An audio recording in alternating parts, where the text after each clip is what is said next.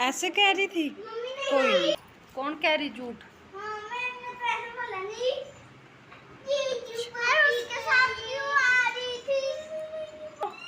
जाओ बेटा। किसने करा? उसमें उंगली किसने डाली? देखो छेद ही छेद, यहाँ 2 छेद हो रखे और छोटू सा छेद था, बड़ा किसने किया हो? हमने निकाला। आ गया था।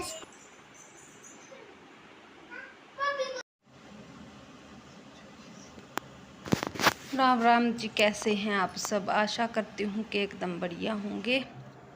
तो ये हो चुका है सुबह, शायद मंगलवार की सुबह है ये।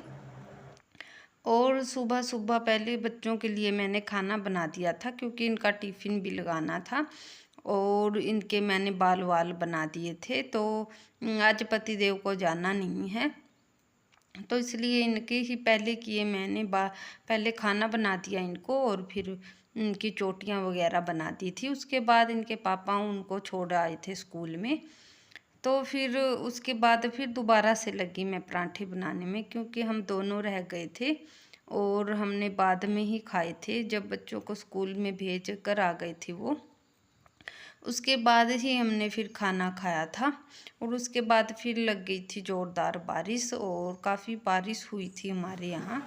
आजकल 2-3 दिन से लगातार चल रही है।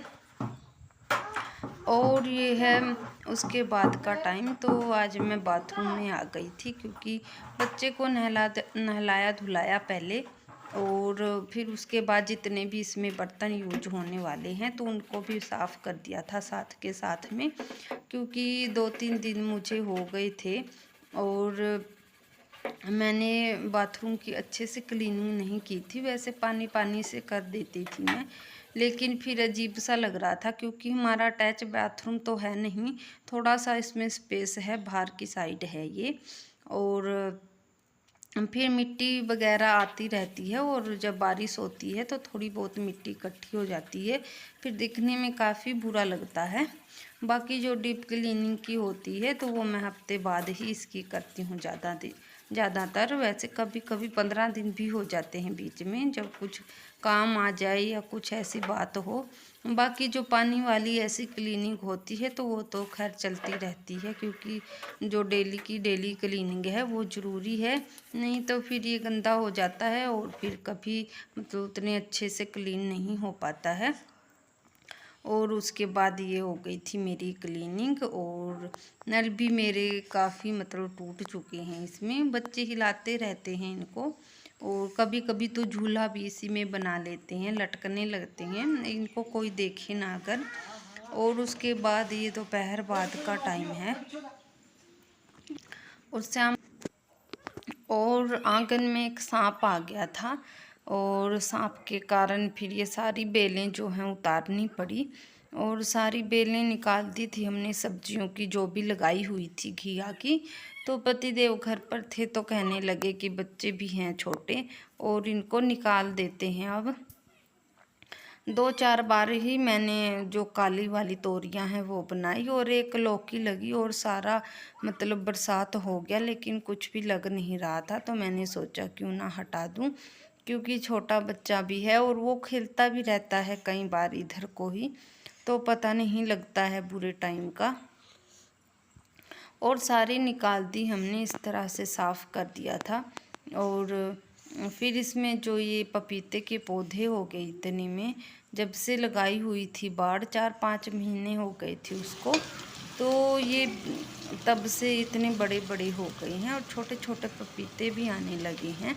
और उसके बाद फिर रसोड़े में वही अपना मैं बनाने लगी थी कद्दू की सब्ज़ी। तो ये कद्दू भी इसी में से ही निकला, और हमारा मतलब एक टाइम का चल गया काम इसमें। तो कद्दू मैंने बना लिया था, और कद्दू बनाकर फिर उसके बाद मैंने बना ली थी सिंपल रोटियां, मतलब गेहूं की रोटियां बना ली थी, ज़्यादा कुछ नहीं। और उसके बाद फिर हम छत पर आ गए थे थोड़ी देर के लिए। और बच्चियां गई थी ट्यूशन के लिए, तो वो ट्यूशन पढ़ने के बाद आएंगी, उतनी मैं ऊपर आई थी पानी की जो टंकी है उसको भरने के लिए।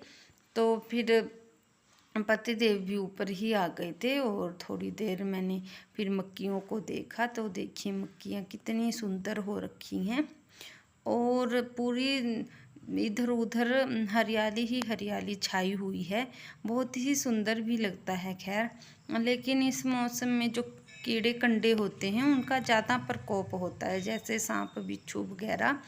तो सांप तो खैर अपना खाना शायद ढूंढते हैं इस मौसम में, खा लेते हैं ज़्यादा, और इसलिए ज़्यादा मतलब बाहर आए होते हैं, क्योंकि कीट पतंगे बहुत होते हैं घास में, जिस कारण वो अपने बिल से बाहर आ जाते हैं और इनका बहुत ही मतलब होता है, फिर डर बना रहता है। तो मेरा छोटा सा वीडियो कैसा लगा ज़रूर बताएं। मिलते हैं एक और नई वीडियो के साथ। Bye bye.